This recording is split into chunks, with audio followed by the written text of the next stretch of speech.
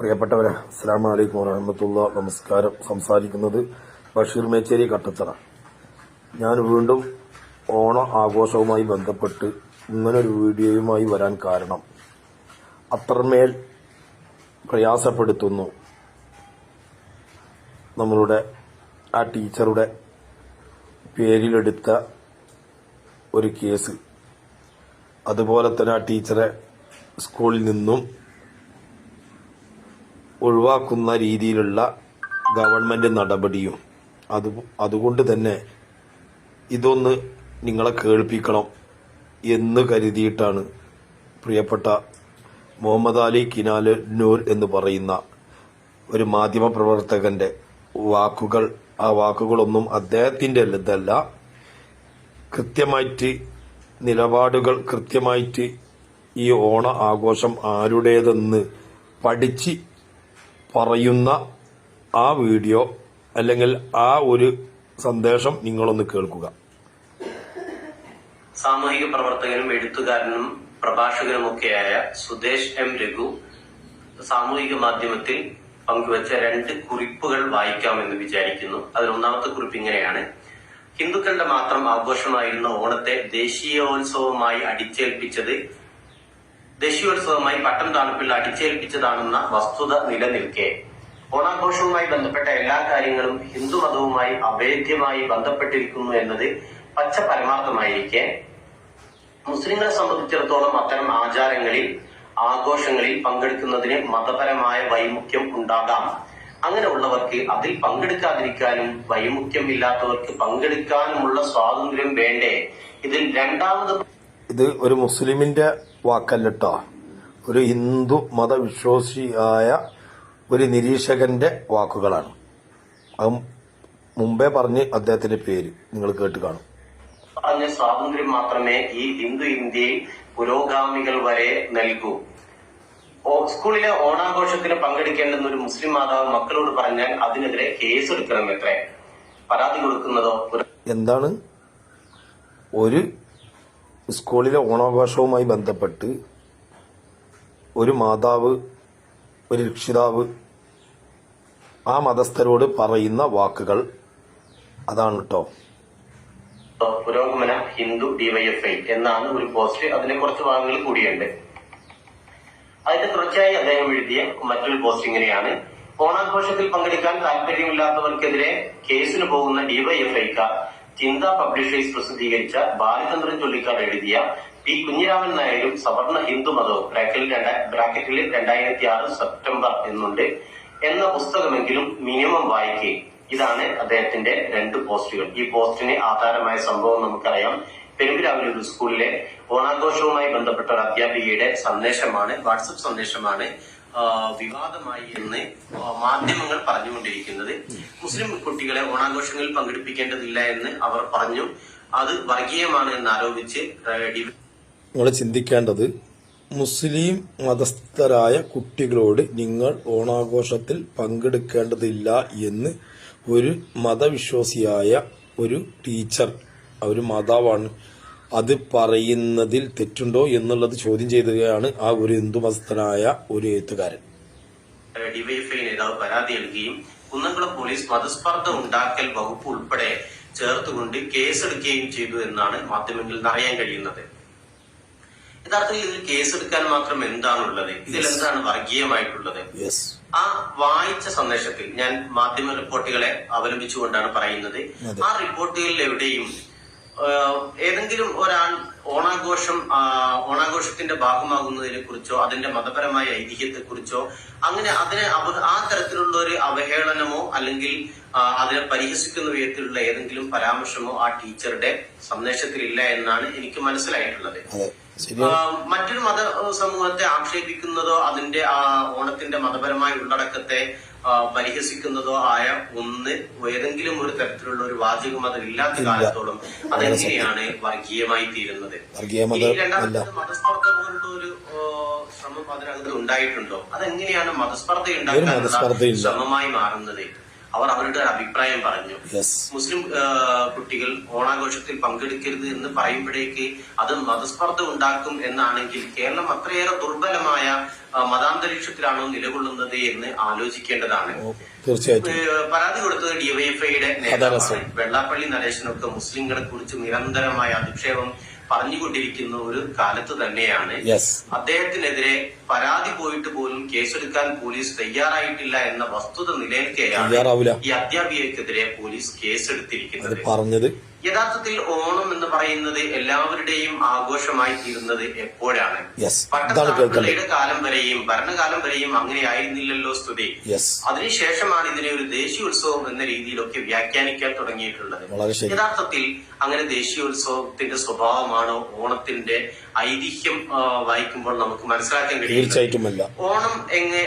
ഓണാഘോഷവുമായി ബന്ധപ്പെട്ട് വന്ന 2 ഓൺലൈൻ ഇടങ്ങളിൽ വന്ന വാർത്തകളുടെ അല്ലെങ്കിൽ സ്റ്റോറികളുടെ ഒരു ഭാഗം ഞാൻ വായിക്കാം.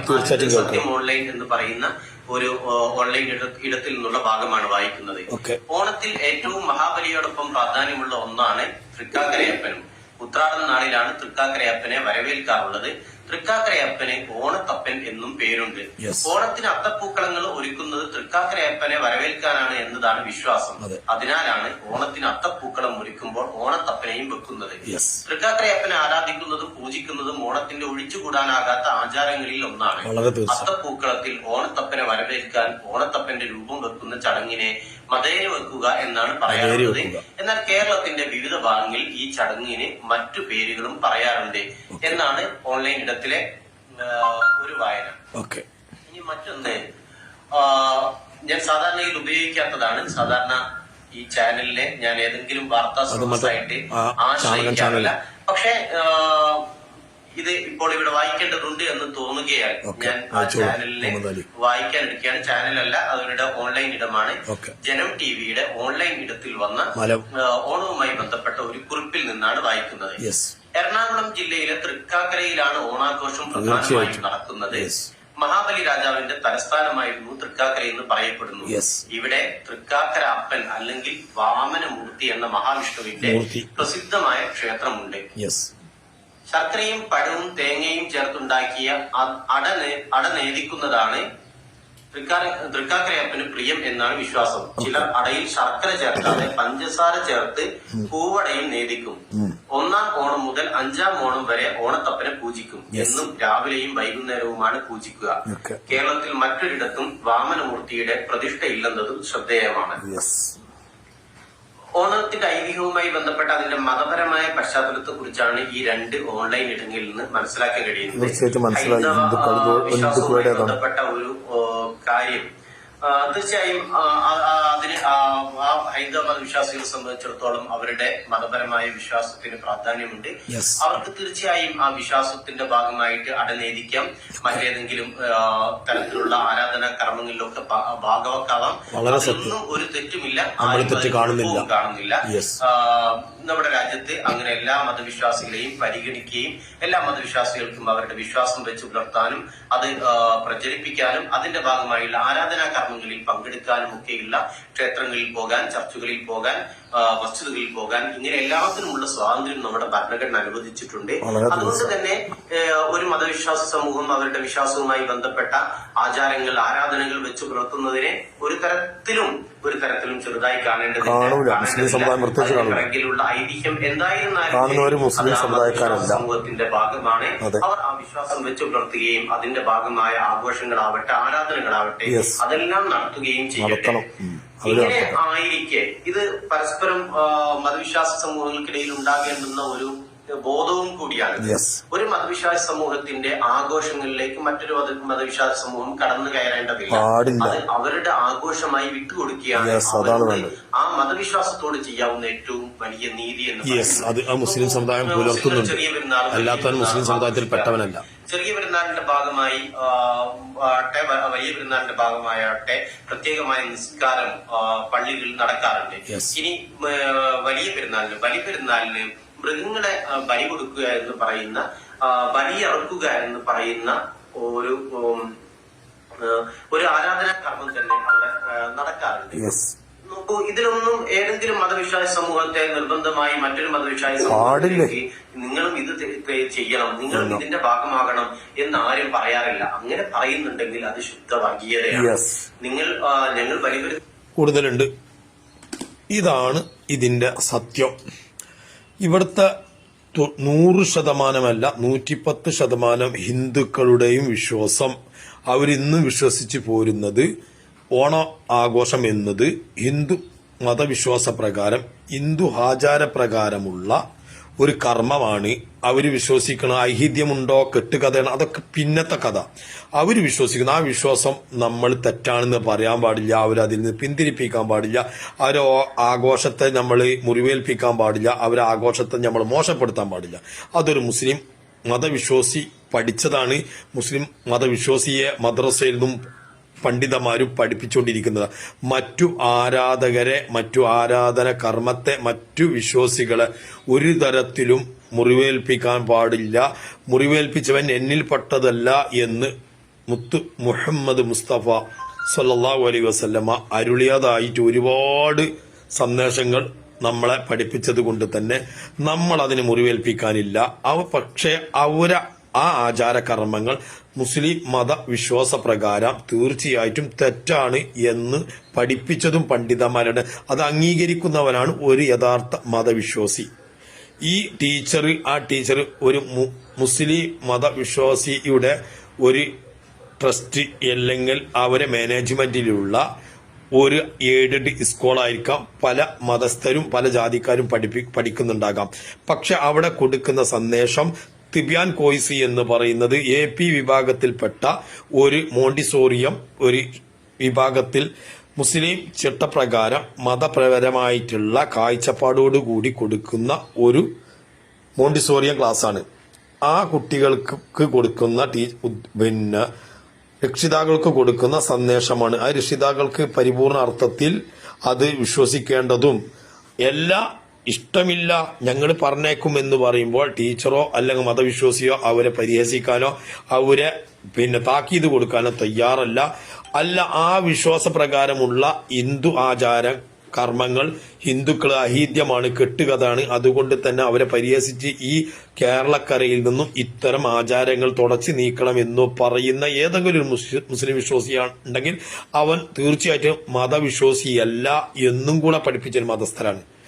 അവർക്കെതിരെ കേസെടുക്കാൻ വെമ്പൽ കൊള്ളുന്ന, അവർക്കെതിരെ ശബ്ദം ഉയർത്തുന്ന DYFI നവോത്ഥാന നായകരെന്ന് പറയുന്ന മതമില്ലാത്തവരാണ് ഇന്ന് മോഡേൺ ചിന്താഗതിക്കാരായ ആളുകൾക്ക് എങ്ങനെയാണ് ഹിന്ദു മതാചാര പ്രകാരമുള്ള ആ ഒരു മതവിശ്വാസം മുസ്ലിം മതവിശ്വാസികൾക്ക് അത് തീർത്തും തെറ്റാണെന്നും, എന്നാൽ അവർ തരുന്ന ഭക്ഷണമോ അവർ തരുന്ന മറ്റോ സ്വീകരിക്കുന്നതിൽ മുസ്ലിം സമുദായക്കാർക്ക് തെറ്റില്ല. അവർ ആഘോഷ ചടങ്ങിലേക്ക് അവർ സദ്യക്ക് വിളിച്ചാൽ തിന്നുകൊണ്ടും അതിൽ തെറ്റില്ല എന്ന് പഠിപ്പിച്ച ആ മതത്തിൽപ്പെട്ട ആ ഒരു മതസ്ഥരെയും നിന്ദിക്കുകയോ അല്ലെങ്കിൽ അവരെ മോശപ്പെടുത്തുകയോ ചെയ്യരുത് എന്ന് പഠിപ്പിച്ച മത പണ്ഡിതന്മാരിൽ ഉൾക്കൊണ്ട് ജീവിക്കുന്ന മതവിശ്വാസികൾക്ക് കൊടുത്ത സന്ദേശമാണ്. മനസ്സിലായോ? അത് ഏതോ മുസ്ലിം സമുദായത്തിൽപ്പെട്ട നാണംകെട്ട ഒന്നുമില്ലാത്ത മതം എന്തെന്ന് പഠിപ്പിക്കാതെ നാമധാരികൾ എന്തെങ്കിലും വിട്ടതിനെതിരെ അപ്പം കാട് കയറുന്ന ഈ പറയുന്ന DYFI കാരും മാർക്സിസ്റ്റുകാരും അല്ലെങ്കിൽ വേറെ ഏതു ജാതികളും അല്ലെങ്കിൽ ഏതോ ആവട്ടെ, അവര് എന്തുകൊണ്ട് വെള്ളാപ്പള്ളി വർഗീയത പറഞ്ഞപ്പോഴും ശശികല വർഗീയത പറഞ്ഞപ്പോഴും അതുപോലെ തന്നെ ഇറ്റി ജോർജ് പറഞ്ഞപ്പോഴും വെള്ളാപ്പള്ളി പറഞ്ഞപ്പോഴൊന്നും അവർക്കെതിരെ ശക്തമായിട്ടൊരു നടപടി ഉൾക്കൊള്ളാനും, കുറച്ച് കഴിഞ്ഞ വർഷം ഒരു പള്ളിയിലച്ഛൻ വർഗീയമായിട്ട് ഈ ഹിന്ദു മതവിശ്വാസ പ്രകാരമുള്ള ഓണാഘോഷത്തെ പരിഹസിന്റെ അടുത്ത് വീടിന്റെ അത് ഇപ്പൊ കാണില്ല. ആ വീഡിയോ പരിഹസിച്ച് ആ മതവിശ്വാസികളെ ക്രിസ്തീയ മതവിശ്വാസികളെ അത്തരം ആഘോഷിക്കുന്നത് നിങ്ങൾ അത്തരം ആഘോഷക്കാർക്ക് ഈ ക്രിസ്തു മതത്തിൽ നിൽക്കാൻ അർഹതയില്ല എന്ന് പറഞ്ഞിട്ട് സന്ദേശം അയച്ചത് പബ്ലിക്കായിട്ട്